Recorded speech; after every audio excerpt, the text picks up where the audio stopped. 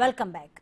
રાજકોટ મહાનગરપાલિકા આગામી ચોમાસાના પગલે એક્શન મોડમાં આવી ગઈ છે.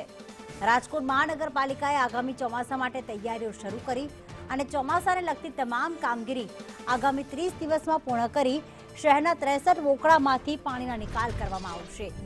સાથે જ 2 ડઝન જેટલા વિસ્તારોને રેડ સ્પોટ જાહેર કરી 30 મિનિટમાં વરસાદી પાણીના નિકાલનો તંત્રએ દાવો કર્યો છે. ચોમાસાની તૈયારીના ભાગરૂપે રાજકોટ મહાપાલિકાએ પ્રી મોન્સૂન એક્શન પ્લાન ઘડી કાઢ્યો છે. મહાપાલિકાના તંત્રએ દાવો કર્યો છે કે આ વખતે વરસાદ આવશે તો 30 મિનિટની અંદર જ વરસાદી પાણીનો નિકાલ થઈ જશે અને પાણી ભરાવાની કોઈ સમસ્યા નહીં રહે. દર વર્ષે આ પ્રકારના દાવાઓ તો થાય છે, પરંતુ આ વખતે જોવાનું એ રહેશે કે મહાપાલિકાની તૈયારીઓ કેવી છે અને તેના દાવામાં કેટલો દમ છે. કેમેરામેન વિપુલ બોરીચા સાથે મયુર સોની, સંદેશ ન્યૂઝ, રાજકોટ. 87 રાજકોટ શહેરમાં એવા પોઈન્ટ છે જ્યાં વોટર લોગિંગ આપણને જણાય છે. એને અમે રેડ, યલો અને ગ્રીન એવા 3 ભાગમાં વહેંચ્યા છે કે જ્યાં 2 કલાકથી વધારે રહેતું એવા રેડ પોઈન્ટ હોય છે. તો અમે આખા વર્ષમાં એક્શન કરીને એમાં પણ અમે 50% જેવું અમે રિડક્શન લાવી શકીએ છીએ. 87માંથી તો રેડ તો અમારી પાસે ફક્ત 2 થી 3 પોઈન્ટ હતા, એને પણ અમે કાઢી શકીએ છીએ.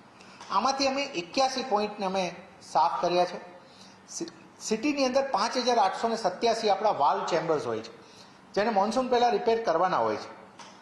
એમાં અમે હાલની તારીખે 25% કામગીરી પૂર્ણ કરી છે. જે ભયગ્રસ્ત મિલકતો અમારી છે એ 866 જે અમારી જે છે એમાંથી 200 જેવી મિલકતો તો રિપેર હાલની તારીખે થઈ ગઈ છે અને અમે 256 જેવી મિલકતોને અમે હટાવી ચૂક્યા છીએ. એટલે એમાં પણ એક હાલના સ્ટેજે આપણી પાસે પ્રોગ્રેસ છે. 63 વોંકળાઓ છે રાજકોટ શહેરમાં, એમાંથી આપણે 28ની સફાઈ કરી નાખી છે, 35 બાકી છે જે આ મે મહિનામાં આપણે એને પણ આપણે કામ કરી રહ્યા છીએ. એની તો ખબર નહીં, પોપટપરાનું જે નાલું છે ત્યાં તો ચોમાસાનું જે પાણી થોડો વરસાદ થાય તો પાણી બધું અહીંયા ભેગું થાય એટલે વાહન વ્યવહાર અટકી જાય છે. અમે સાંભળીએ છીએ, મને 40-35 વર્ષ થઈ ગયા પોપટપરા સંતોષનગરમાં રહી છે. અમે હેરાનગતિ બહુ થઈ ગઈ અમારે.